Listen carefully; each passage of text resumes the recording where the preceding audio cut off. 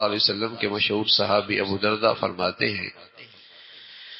کہ اِنَّا لَنَكْثِرُ فِي وُجُوهِ أَقْوَامٍ وَإِنَّ قُلُوبَنَا لَتَلْعَنُهُمْ، ہم بہت سے ایسے لوگوں سے ہنس کر ملتے ہیں اور بولتے ہیں جن کے احوال اور اعمال کے لحاظ سے ہمارا دل ان پر لعنت کرتا ہے، ہم دل سے ان کی برائی کو پسند نہیں کرتے اور اپنے دل سے ان کی برائی سے نفرت کرتے ہیں، لیکن پھر بھی ہم ان سے اچھے اخلاق سے پیش آتے ہیں، اچھے چہرے سے ملاقات کرتے ہیں، اچھی زبان سے ان سے پیش آتے ہیں۔ تو یہ رسول اللہ صلی اللہ علیہ وسلم نے فرمایا۔ تو عائشہ رضی اللہ تعالیٰ عنہ نے حضور علیہ السلام سے دریافت فرمایا کہ آدمی برا ہے اور آپ پھر بھی ایسی بشاشت کے ساتھ ان سے کیوں ملاقات فرما رہے؟ تو آپ نے فرمایا عائشہ ان اللہ لا يحب الفاحش المتوحش، اے عائشہ اللہ تعالیٰ بد زبان اور فحش گو آدمی کو پسند نہیں فرماتے۔ اگر میں بھی ایسا بن جاتا تو ظاہر اللہ کی پسند سے گر جاتا،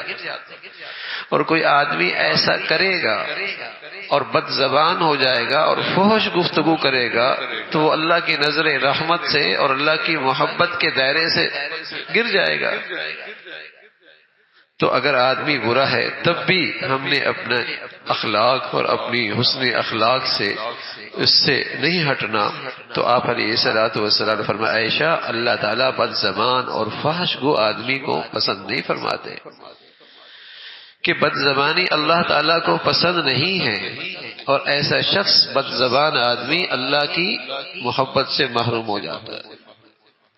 آج یہ فن سمجھا جاتا ہے، ترکی و ترکی جواب دینا، بروں کے ساتھ برے ہو کے پیش آنا